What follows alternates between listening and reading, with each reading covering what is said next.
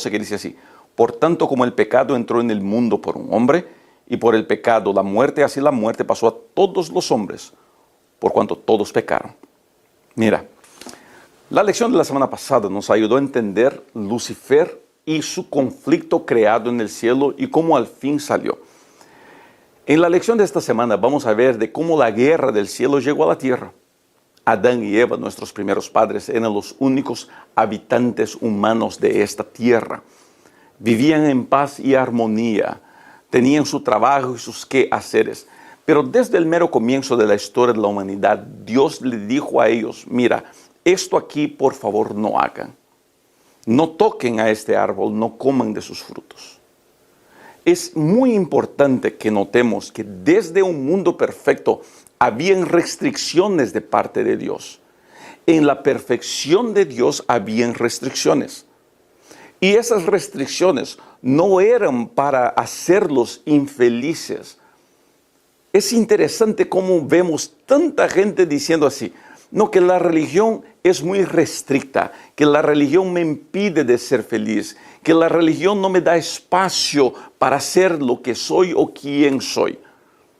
La religión, dice algunos, es invención de hombres y de mujeres para controlar a las personas y controlar sus acciones. La gran realidad es que cuando le damos un vistazo al comienzo de la historia de la humanidad, nos damos cuenta de algo muy importante. En la perfección de Dios había una restricción a la primera pareja en el Edén. O sea, por amor a las personas, Dios pone esos no aquí y no por allá, por nuestro propio beneficio. Así que a los obstáculos o a las restricciones que Dios impone en nuestra vida, yo te diría: aprende a sacar provecho de ellas, aprende de ellas, cómo ellas te pueden proteger a ti. Las restricciones de Dios sirven para nuestra protección y para nuestra bendición. Lucifer atacó a los primeros padres en la tierra porque tenía la esperanza de que Dios los perdonaría a ellos y entonces tendría, entre comillas, de perdonar a Lucifer y a sus ángeles también. Nosotros sabemos que no fue así. Dios perdonó, pero la consecuencia se cumplió. Dios perdona, pero la consecuencia sigue, porque quizás sea la única manera de ayudarnos a entender la seriedad de nuestras decisiones. Hoy día quiero invitarlo a usted, querida amiga y querido amigo, a siempre considerar la seriedad de las consecuencias de sus decisiones. Eso es muy importante para su vida, eso es muy importante para lo que usted es.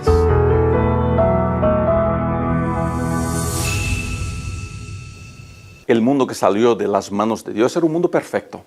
Era un mundo donde no había nada de falla. Pero como decía, el mundo que salió de las manos de Dios trajo sus restricciones. Querido, entiende esto. Las restricciones que Dios impone en tu vida siempre serán para tu beneficio. Dios nunca te pedirá hacer algo que no sea para bendecir tu vida o para beneficiarte a ti de alguna manera. Todo, absolutamente todo lo que Dios nos pide, o mismo, permítame usar una palabra un poco más dura, o mismo lo que Dios nos prohíbe, es siempre para nuestra protección y para nuestro cuidado. El árbol del conocimiento del bien y del mal puesto en el jardín del Edén y la prohibición de tocarlo era para ayudar al ser humano a depender más de su creador, a depender más de su Dios. Y quizás sea una de las cosas más importantes en nuestros días, aprender a depender de Dios, aprender a confiar de que Él quiere lo mejor para mi vida siempre. En el caso de Adán y de Eva, vemos que Eva se confrontó con declaraciones de la serpiente. Y esas declaraciones la confundieron a ella y también a Adán por consecuencia. ¿Sabe de una cosa que he aprendido en mi vida? Es que es imposible entender todo lo que Dios nos pide. El enemigo confrontó a Eva diciendo, mira, que no fue exactamente eso lo que Dios está diciendo. Creo que no has entendido bien. Y en ese creo que no has entendido bien, comienzan a brotar dudas en nuestro corazón y en nuestra vida. Esas dudas nos hacen tener problemas en nuestra relación con Dios. Es imposible depender de alguien de quien estoy dudando. Para depender de alguien, yo necesito confiar en ese alguien. Gente, entienda esto. El hecho de que no entenderemos 100% de las enseñanzas de Dios, no tenemos capacidad de entender la Biblia completamente. Hay mucho en la palabra de Dios que jamás lograremos entender hasta que lleguemos en presencia de Dios. El hecho de que no tengamos esa condición no quiere decir que no podemos confiar en Dios. Porque al fin del día mi confianza en Dios no depende de mi entendimiento de la palabra y sí de mi decisión de seguir los pasos que Dios me dice dar. A eso nosotros llamamos fe. Cuando yo quiero entender a Dios o entender las cosas para seguir a Dios, yo estoy declarando falta de fe. Pero cuando yo avanzo, aún sin entender por qué Dios me está prohibiendo de tocar ese árbol, yo crezco en mi fe porque yo paso a comprender una verdad muy sencilla. Si Dios me pidió no tocar algo, es para mi beneficio. Si Dios me pidió no hacer algo, es porque quiere lo mejor para mí. Y querido, mi desafío para usted hoy día es que usted tenga ese nivel de confianza casi que ciego en la persona maravillosa del Señor Jesucristo. Confiar en Él con la seguridad de que Él siempre te llevará por los mejores caminos y que los planes de Dios son los mejores para ti. Todas las veces que usted y yo ponemos en duda el carácter de Dios por querer seguir nuestros propios caminos y nuestras propias opiniones, nosotros nos metemos en problema. Escuche bien y por favor entienda eso. Todas las veces que usted prefiere seguir sus puntos de vista, sus creencias, sus sentimientos, su corazón, usted pone su vida en riesgo. Cuando yo decido poner mis conceptos, mis prejuicios, mis sentimientos, mi corazón a un lado para seguir lo que Dios me pide, aunque yo no entienda 100% lo que Dios me pide, yo me pongo en un camino que aunque yo no lo conozca por completo, yo sé que llegará a un lugar precioso. Yo sé que el fin de ese camino será de bendición. Yo sé que mi caminar con Cristo siempre me llevará por pastos verdes y por aguas mansas. Eso es importante en una vida. No es el entender, es el saber dónde voy a llegar, aunque yo no entienda el camino, aunque yo no entienda por dónde me va a llevar, aunque yo no entienda mucha cosa. Querer entender a Dios es imposible. Pero lo bueno es que para seguir a Dios y seguir sus planes y seguir su voluntad, yo no necesito entenderlo. Yo necesito elegir seguirlo en mis dudas y en mis inquietudes, seguros de que Él me las contestará una por una. Es tan bueno mirar hacia atrás y ver que en todos los momentos la mano de Dios guió mi vida. ¿No quiere eso para su vida usted hoy?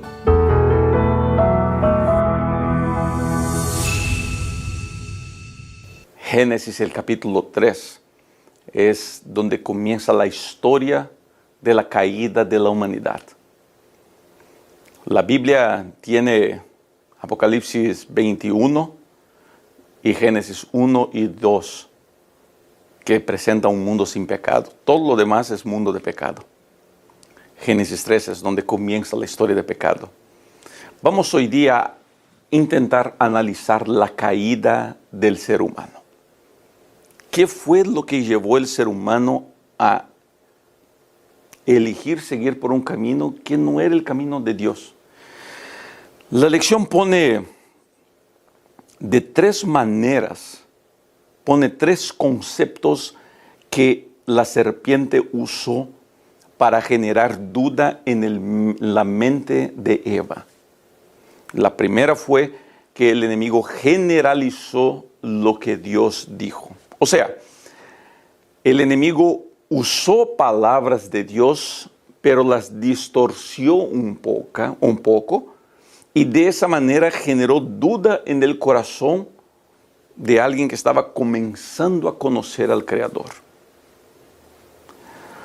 Voy a hacer una pausa aquí, porque es importante dialogar con usted sobre este punto. Infelizmente, en el mundo de la internet, que es un mundo muy bueno, donde uno puede compartir mucha información, hay mucha mala información, incluso de personas que se visten y dicen que son pastores.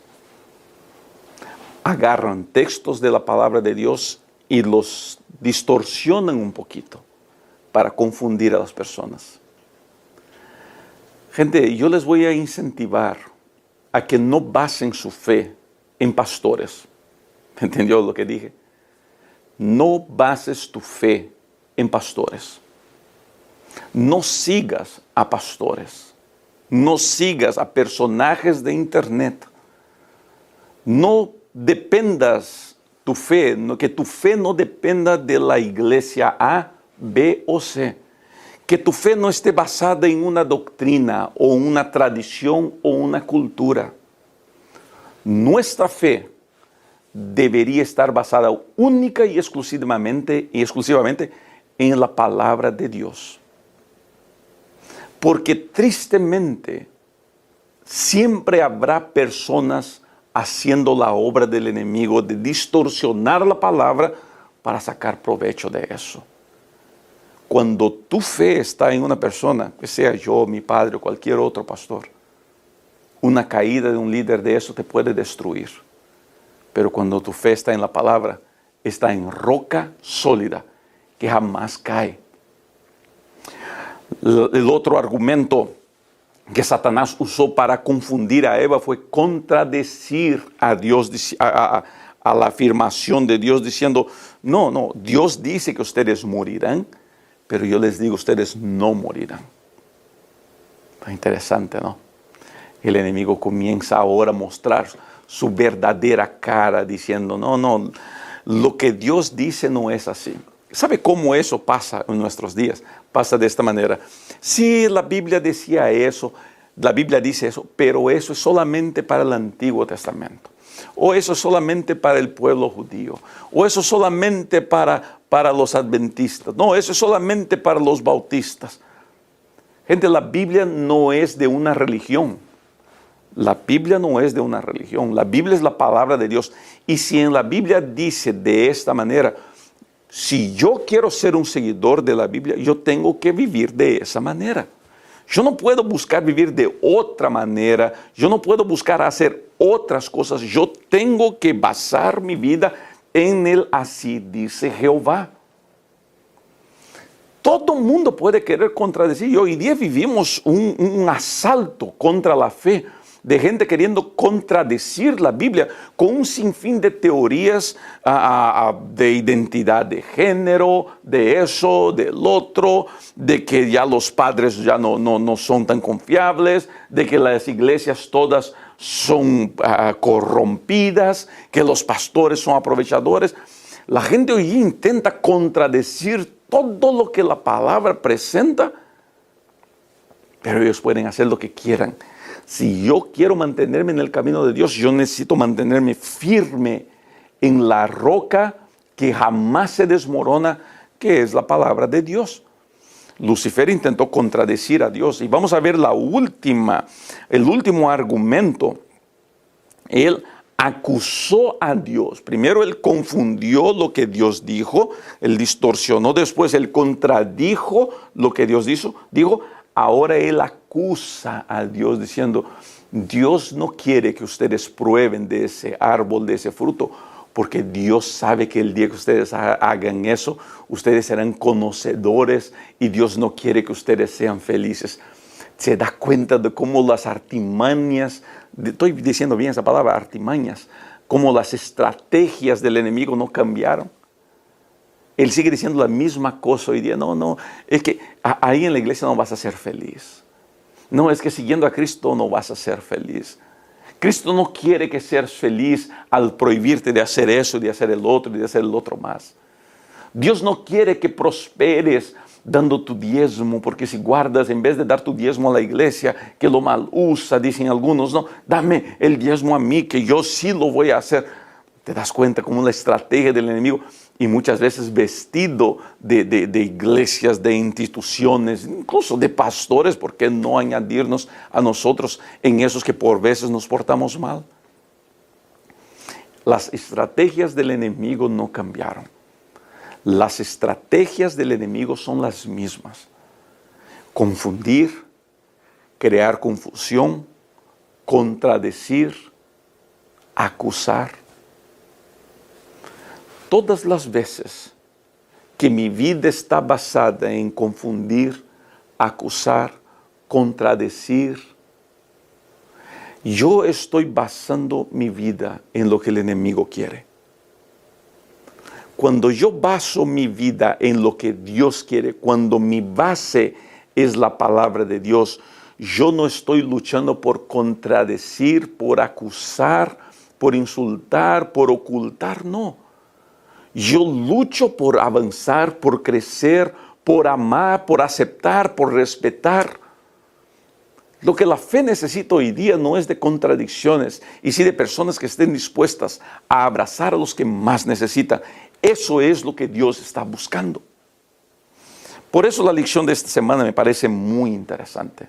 Y la lección del día de lunes es tan especial para mí, porque muestra todo lo que el enemigo hizo contra Eva y nos muestra qué es lo que el enemigo sigue haciendo hoy día, y nos ayuda a estar preparados contra esas artimañas, siempre mirando y enfocándonos en Cristo. Mientras más conectado con Dios estoy, más lejos de estas tentaciones me pongo. Así que conéctate con Dios todos los días y el diablo, te garantizo, huirá de ti.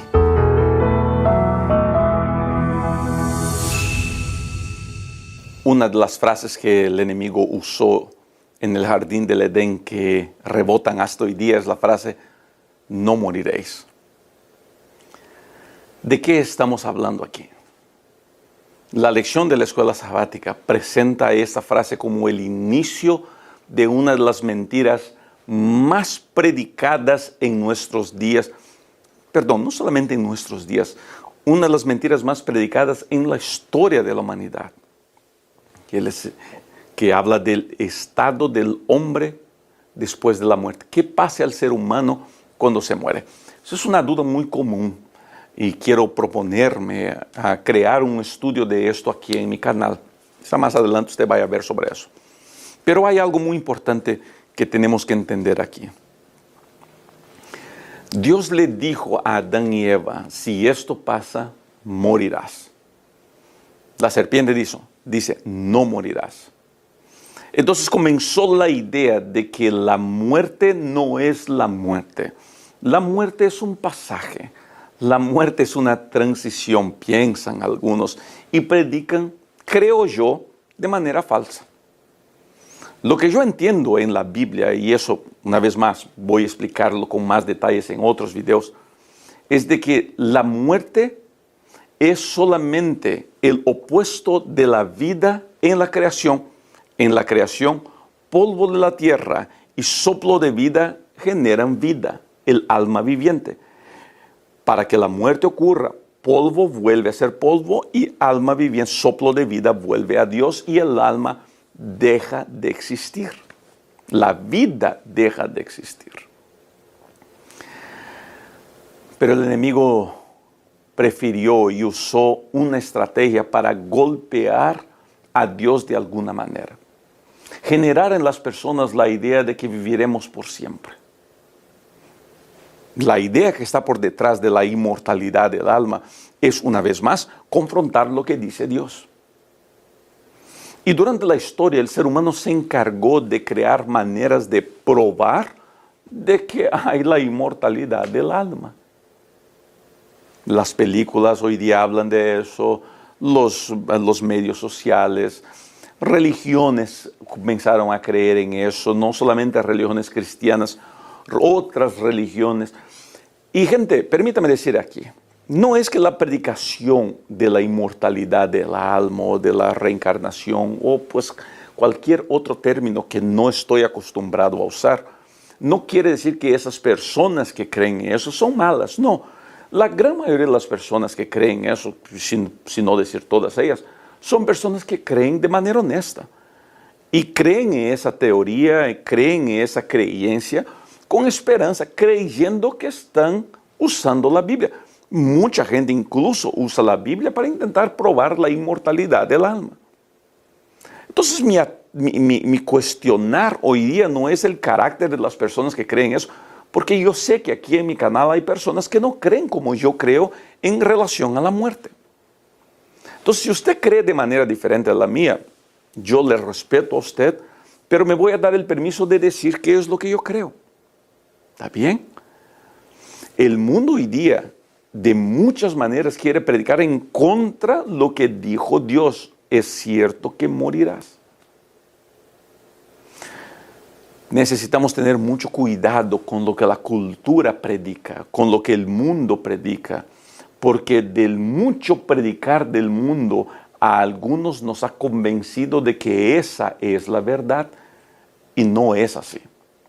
No puede ser así. Pero para mí, lo principal de este día del estudio de la lección del martes es que la idea de no morir, de inmortalidad del alma, saca del corazón del ser humano la urgencia de vivir una vida con propósito, de vivir una vida dedicada a Dios. Roba del corazón esa urgencia. Porque si yo lo puedo hacer en otra vida, si yo lo puedo hacer en otro plan, ¿por qué tengo que hacerlo ahora? Hay una urgencia que nosotros tenemos que darle atención, que es la urgencia de buscar a Dios para que es como nuestro Padre, de aceptar a Cristo como nuestro Salvador. Es urgente que hagamos eso. No podemos dejarlo para otro día o para otra vida, porque según la palabra de Dios, es muy probable que otro día no llegue y seguramente no habrá otra vida. El sentido de urgencia que nos genera saber que cuando morimos, morimos, nos ayuda a enfocarnos en lo que es importante ahora. Y lo que es importante ahora es seguir a Dios, es estar en Él, es crecer en Cristo, es respetar y amar a mi prójimo, es ayudar a las personas a acercarse más y más a Dios. Eso es lo que hay de urgente. Eso es lo que nosotros necesitamos de alguna manera ponerlo en práctica en nuestra vida más y más. Por eso yo, Rubén, rechazo de manera categórica la creencia de la inmortalidad en el alma, del alma. Yo creo que cuando la muerte llega, el polvo vuelve a la tierra y el espíritu vuelve a Dios. Pero pastor, entonces, ¿qué pasa? En nuestra inconsciencia aguardaremos la pronta venida del Señor Jesucristo. Y cuando Cristo venga, no solamente nosotros seremos transformados a la perfección del Padre, como también los que murieron en Cristo serán resucitados para nunca más pasar por esa experiencia dolorosa. Pero pastor, ¿y dónde queda el no morirás? La muerte a la cual Jesús se refiere aquí es la muerte eterna. Cristo pagó el precio de ella. Cristo sufrió esa muerte para que usted y yo no tengamos que enfrentarla. ¿No es eso una gran y maravillosa noticia?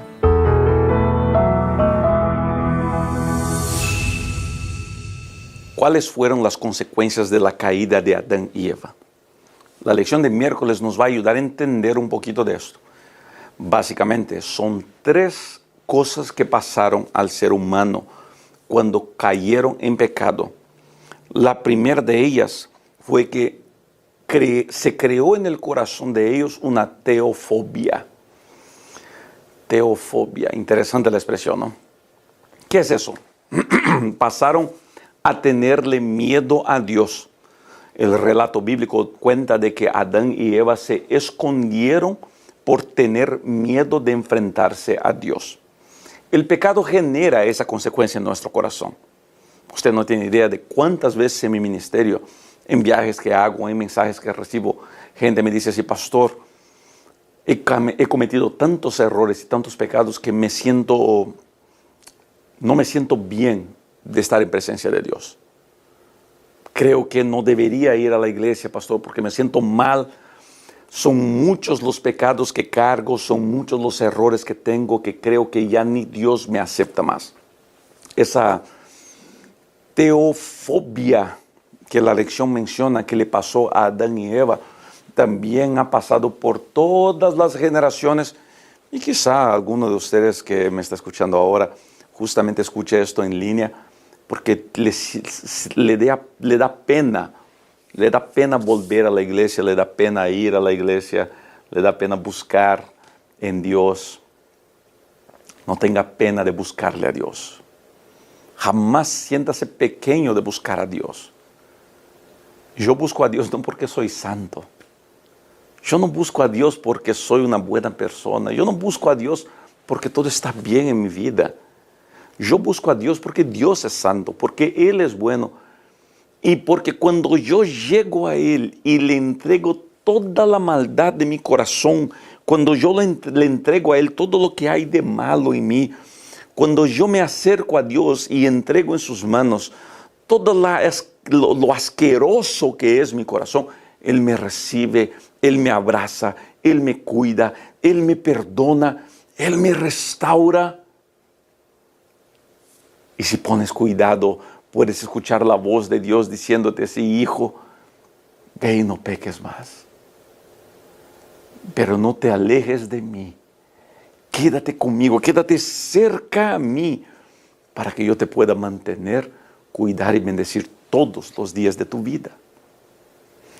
La segunda cosa que pasó con ellos fue que ellos comenzaron ahora a acusarse el uno al otro. Esa es otra cosa que el pecado generó en Adán y Eva, que tristemente llega a nosotros también. Ellos comenzaron a acusarse: no, que fue culpa de Eva, no, que fue culpa de la serpiente. ¿Ya te diste cuenta? Y esa es una cosa que me pasó estos días con el equipo de voleibol que soy entrenador. Yo soy entrenador del equipo de voleibol de la escuela adventista aquí, donde mi hija juega. Y una de las niñitas que juega ahí, son pequeñitas, tienen 11, 12 años. No le fue bien un partido. Y al final del partido comenzó a quejarse de una coleguita que no la ayudó, de otra que no la ayudó. Es una niña muy buena. Yo conozco, he entrenado a ella, conozco a sus papás, son personas muy cristianas, muy correctas. Le dan una muy buena educación a esa niña. Pero es que en la desesperación de nuestro error, es como que natural tirar la culpa a otras personas. Y les voy a decir a ustedes lo que le dije a esas niñas. Todas las veces que por mi error yo acuso a los demás, yo pierdo la oportunidad de crecer. Cuando tú cometes errores y en vez de aceptar tus errores, comienzas a tirarle la culpa a las personas, estás dejando de crecer como ser humano. No hay pena en cometer errores. Errores son parte de nuestra naturaleza. El error es parte de lo que somos. No somos perfectos.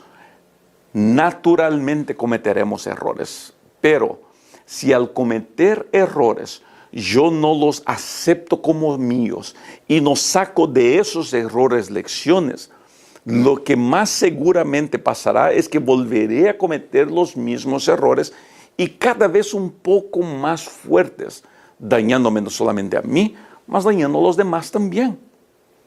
¿Quieres crecer en tu vida? ¿Quieres mejorar como ser humano? Pues comienza a hacerte responsable de tus errores, aprende de ellos y mejora. Por último, la lección presenta de que otro de las consecuencias del pecado fue el hecho de que el ser humano, que antes le gustaba estar en presencia de Dios, pasó ahora a esconderse de la presencia de Dios. El ser humano pasó a huir de Dios, Adán y Eva escucharon la voz de Dios y desaparecieron. Y es así lo que le pasa a mucha gente. Cuando estamos mal, estamos en pecado, desaparecemos, nos escondemos de Dios. Escucha bien lo que te voy a decir. No hay un lugar que puedas huir de la presencia de Dios. Ni que fueras al infierno, allá está Dios. Te vayas a la cumbre de la más alta montaña, allá está Dios. El salmista pinta eso de una manera tan hermosa. ¿Quieres dejar de ir a la iglesia para esconderte de Dios y crees que Dios dejará de buscarte a ti? ¿Dejarás de ir a tu familia porque cometiste un error y piensas que así Dios también te dejará en paz? Dios jamás te dejará en paz. Él siempre irá detrás de ti, siempre deseará estar en tu compañía porque Dios te ama más de lo que puedes entender, más de lo que puedes imaginar. Es así que Dios trabaja, es así que Él hace. El amor de Dios rompe todas las cadenas, va en contra de todos los raciocinios, porque va más allá del poder del pecado para alcanzar al pecador, rescatarlo y restaurarlo. Ese es el amor de Dios. Las consecuencias del pecado se extienden hasta nuestros días, pero hay una buena noticia, y la buena noticia es de que Cristo pagó el precio del pecado. El pecado es perdonado, pero la consecuencia debe existir. La consecuencia de nuestro pecado es la muerte, pero Cristo vino y murió en nuestro lugar para que nosotros no tengamos que morir, para que nosotros no tengamos que morir por siempre. Él se enfrentó a eso. Él pagó la consecuencia. Usted y yo podemos ser felices por eso. ¿No será que no valdría la pena hoy día decir, Señor, gracias por tu sacrificio? Escribe eso en los comentarios. Escriba esta oración. Señor, gracias por el sacrificio de morir en la cruz en mi lugar. Que ese escribir en los comentarios sea tu oración del día.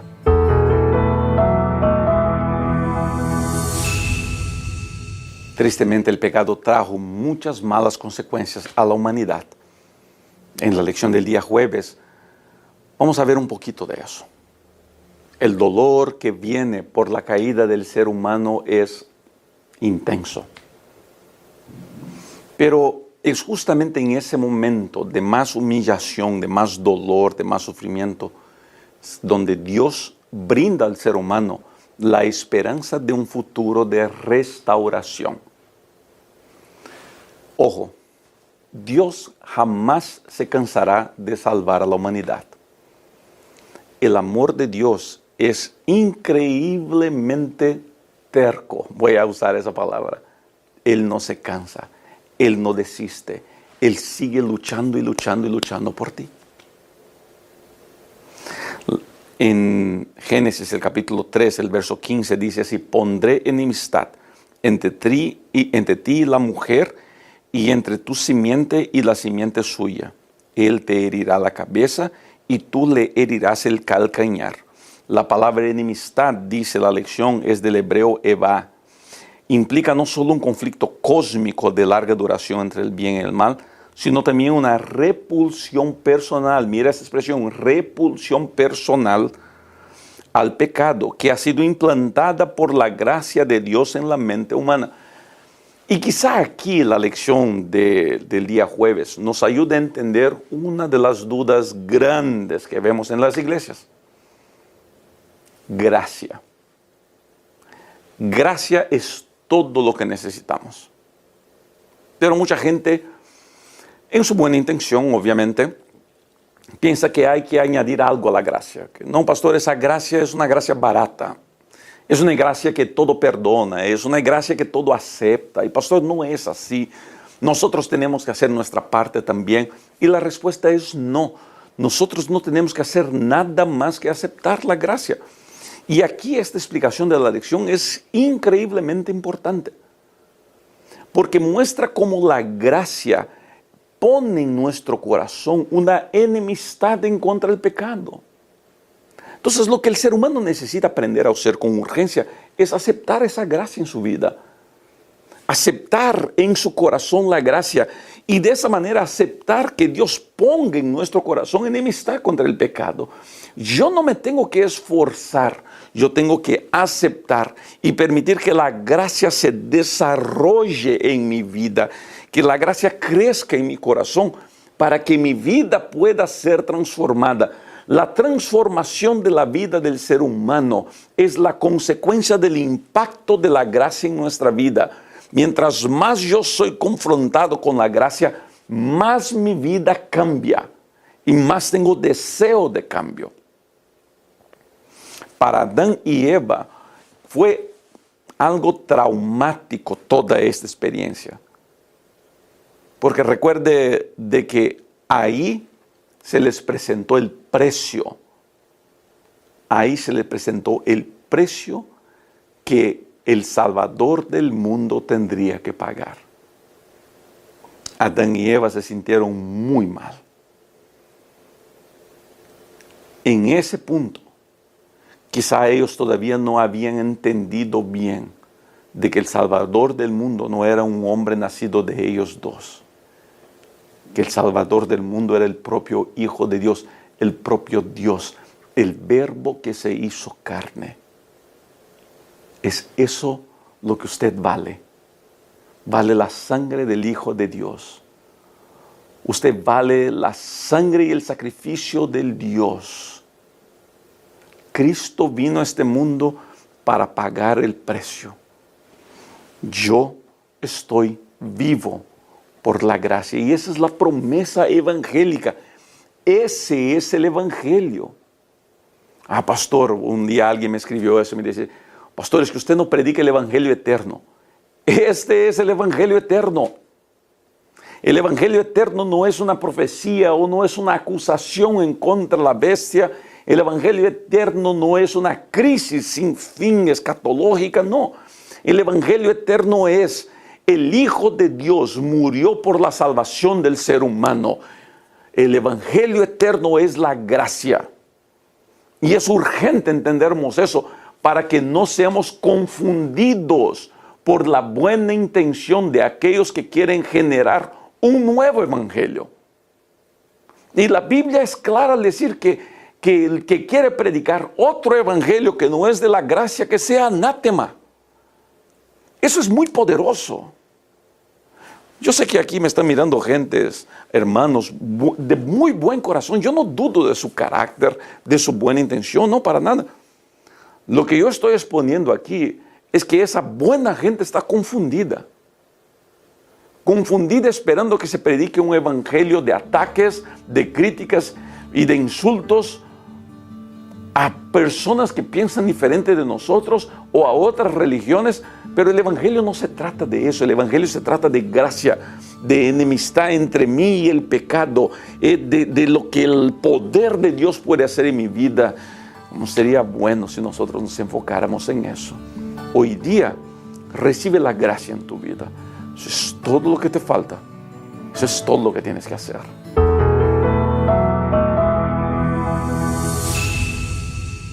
Una de las cosas más interesantes de este relato es la ropa de Adán y Eva. La lección de viernes de esta semana, diferente de casi todas las lecciones de viernes, no trae una cita del Espíritu de Profecía. Habla de las consecuencias y del contenido de la lección de la semana, pero yo quiero aprovechar este momento de la lección de viernes, no para hablar, la lección habla sobre gente que se murió por algunos segundos y cómo eso se confronta con las creencias de la nueva era o con las creencias de la inmortalidad del alma. Ya hablé sobre eso esta semana. Quiero enfocarme en otro aspecto de la lección. Quiero enfocarme en el aspecto de la ropa de Adán y de Eva, porque eso para mí es más significativo en todo esto. Adán y Eva hicieron para ellos ropa de hojas de higuera. En su desesperación, cuando se vieron desnudos, cuando se vieron expuestos, hicieron esas ropas que no durarían mucho. Pero cuando vemos a Adán y Eva saliendo del Edén, los vemos con ropa de piel de cordero. ¿Por qué? Adán fue presentado por Dios a lo que serían los sacrificios. Y Adán tuvo que hacer algo interesante.